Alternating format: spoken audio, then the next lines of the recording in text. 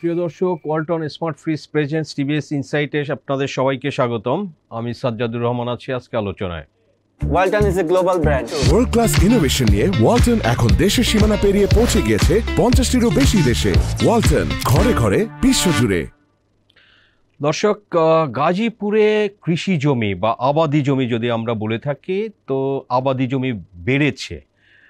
So প্রথমেই এই তথ্যটা আসলে শুনলে অনেকের কাছেই আশ্চর্য মনে হবে যে গাজীপুরে কিভাবে আমরা যেটা দেখছি গত 2-3 দশক ধরে, যে গাজীপুর ডিস্ট্রিক্টই শুধু নয়, এটা কিন্তু আপ টু ময়মনসিংহ পর্যন্ত কিন্তু এটা প্রচুর ইন্ডাস্ট্রিজ হয়েছে, অনেক কলকারখানা হয়েছে গত 2-3 দশকে। এবং এগুলো কিন্তু সবই কৃষি জমি কিনে এগুলো কিন্তু ব্যবসায়ীরা এই সমস্ত ফ্যাক্টরি করেছে। তো হুইচ ইজ রাইট, যেটা ম্যানুফ্যাকচারিংয়ে আমাদের যেতে হবে, তো সেটা সব ইকোনমি গিয়ে থাকে।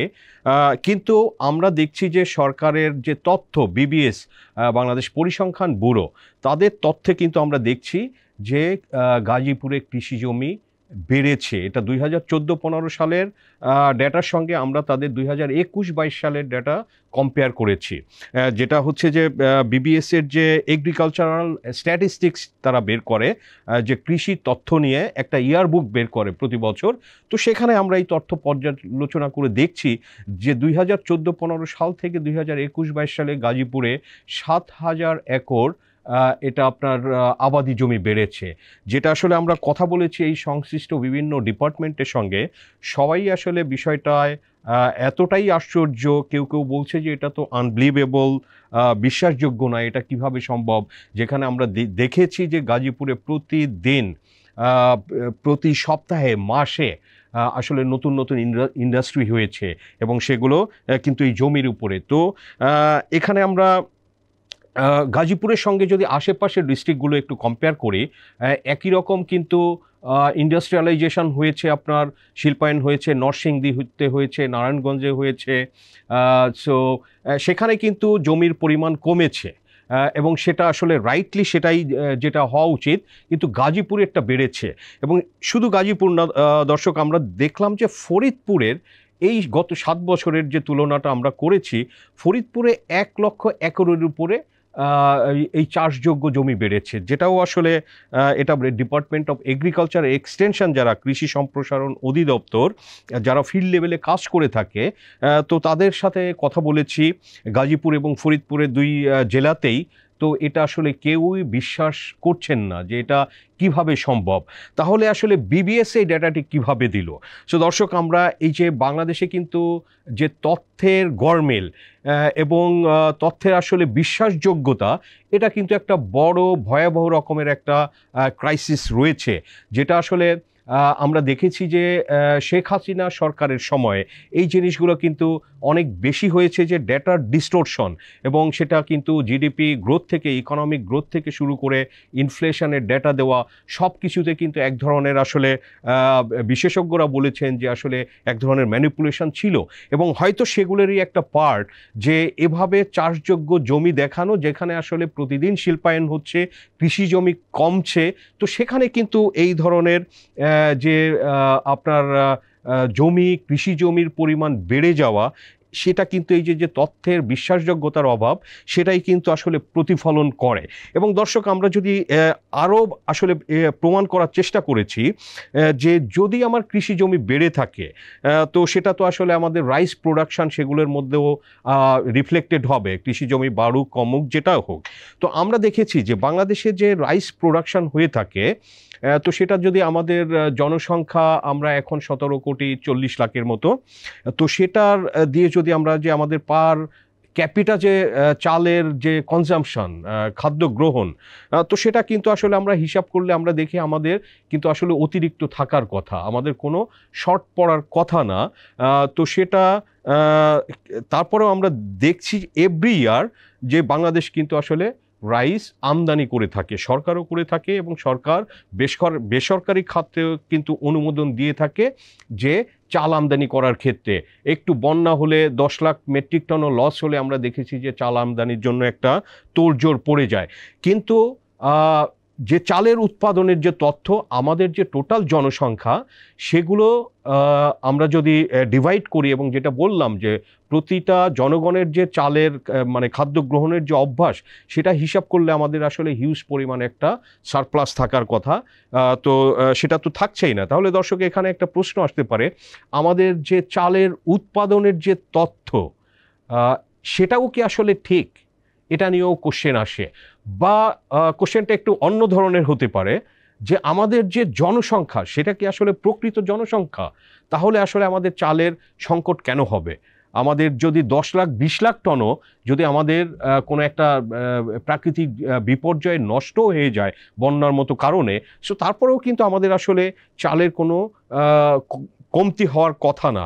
তো এখানে আরেকটি প্রশ্ন যেটা চলে আসে, আসলে জনসংখ্যার যে প্রকৃত তথ্য নাম্বারটা, সেটা নিয়ে কিন্তু একটা বড় ধরনের কোশ্চেন, এবং এটা কিন্তু আম জনতা থেকে শুরু করে এটা কিন্তু বিশেষজ্ঞরাও অনেক সময় এটা বলে থাকে যে সরকারি তথ্যে এখন পর্যন্ত, আমি যেটা শুরুতেই বলছিলাম যে 17,40,00,000 মতো লোক, কিন্তু আমরা কিন্তু অনেক সময় দেখি সরকারের দায়িত্ব পালনরত বা দায়িত্বপ্রাপ্ত উচ্চ পদস্থ লোকজনের মুখের থেকেও কিন্তু আমরা শুনি লোক 18 কোটি, কেউ বলে 20 কোটি, কেউ এর থেকেও বেশি বলে থাকে যে 22 কোটি জনসংখ্যা। সো আসলেই এই যে জনসংখ্যারও একটা প্রকৃত যে রিয়েল যে তথ্যটা, পিকচারটা, সেটাও আসলে আমাদের জন্য খুবই জরুরি। কারণ বিশেষজ্ঞরা বলছেন, অর্থনীতিবিদরা বলেছেন, আমরা জানি যে সিপিডি এটার একটা প্রমোটার, যে ক্রেডিবল ডেটা, যে বিশ্বাসযোগ্য তথ্য, এটা কেন দরকার, এবং বিশ্বাসযোগ্য তথ্য না হইলে যে সরকার একটা পলিসি নেবে, এই প্রতিটা হসপিটাল করবে, স্কুল করবে, বা সরকার কোনো সাবসিডি দিবে, এগুলো কিন্তু আসলে এই যে রিয়েল যে ডেটা, প্রকৃত যে তথ্য, সেটার উপরেই কিন্তু সব কিছু ডিপেন্ড করে। যে আমি আসলে আমার কত ছাত্রছাত্রী আছে, আমি সেখানে কত টিচার রিক্রুট করতে হবে, আমার এখন কত আছে, বা আমার কত ডক্টর রিক্রুট করতে হবে, নার্সেস রিক্রুট করতে হবে, এগুলো কিন্তু সবই ডিপেন্ড করে এই প্রকৃত জনসংখ্যার তথ্যের উপরে। তো এটা কিন্তু আসলে এই তথ্যটা যদি ঠিক না হয়, তাহলে কিন্তু সমস্ত যে সরকার, যে কোনো সরকার যে আগামী 10 বছর দীর্ঘমেয়াদী একটা পলিসি নিবে, তো সেগুলো কিন্তু আসলে দেখা যাবে যে প্রকৃতভাবে কাজ করবে না, বিকজ অফ এই তথ্যের গরমিলের কারণে।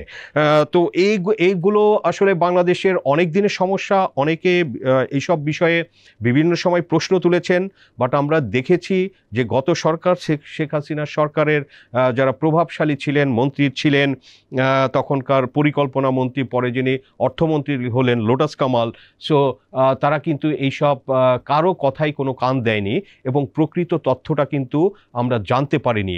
এবং সেটা কিন্তু আসলে তারপরে যখন আমরা দেখেছি যে বাংলাদেশের যে ইকোনমিটা সাডেনলি রাশিয়া ইউক্রেন যুদ্ধের পরে এবং অনেকটা ভেঙে পড়ার মতো ভেঙে পড়লো।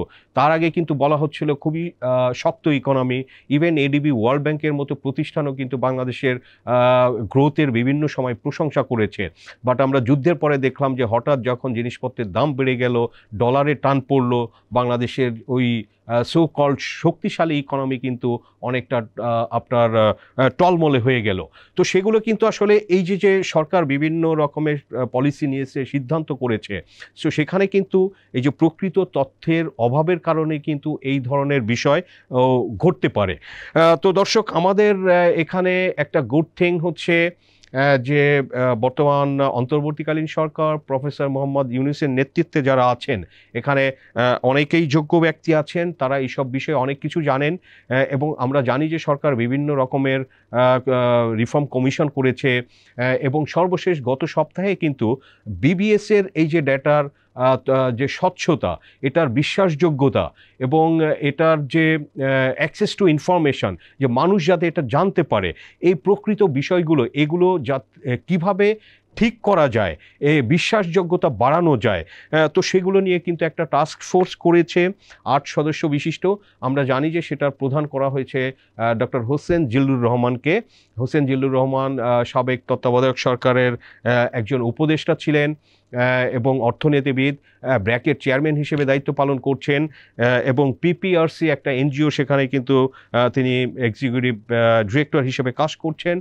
যথেষ্ট যোগ্য লোক, এবং ওনার টিমে অর্থনীতিবিদরা আছেন, পরিসংখ্যানবিদরা আছেন, আরও বিশেষজ্ঞরা আছেন যারা আসলে এই টাস্কফোর্সে কাজ করবে এবং আগামী 90 দিনের মধ্যে একটি রিপোর্ট পেশ করবে সরকারের কাছে যে আসলে কিভাবে বিবিএসকে শক্তিশালী করা যায় এবং প্রকৃত তথ্য আসলে এটা বের করা যায় এবং সেগুলো আসলে জাতির সাথে শেয়ার করা, এবং এগুলো কিন্তু প্রাইভেট সেক্টরের জন্য দরকার। একটা প্রাইভেট কোম্পানি কমোডিটি সেক্টরে কাজ করে, তারা আসলে বাংলাদেশে কি পরিমাণ তেল, চাল বা আটা লাগবে এগুলো কিন্তু ওই দেশের জনসংখ্যার নাম্বারের উপরে ডিপেন্ড করে, এবং সেভাবে কিন্তু যেহেতু ফর এক্সাম্পল আমরা গম কিন্তু বাংলাদেশে উৎপাদন হয় না বললেই চলে, সো পুরোটাই আমাদের আমদানি করতে হয়। তো সেখানে কিন্তু যদি আমার জনসংখ্যার সংখ্যাটা মানে ঠিক সংখ্যাটাই না জানা হয় তাহলে আসলে ইম্পোর্টটা কি হবে, এটা কম হতে পারে এবং সেটা একসময় মার্কেটে কিন্তু ক্রাইসিসও হতে পারে।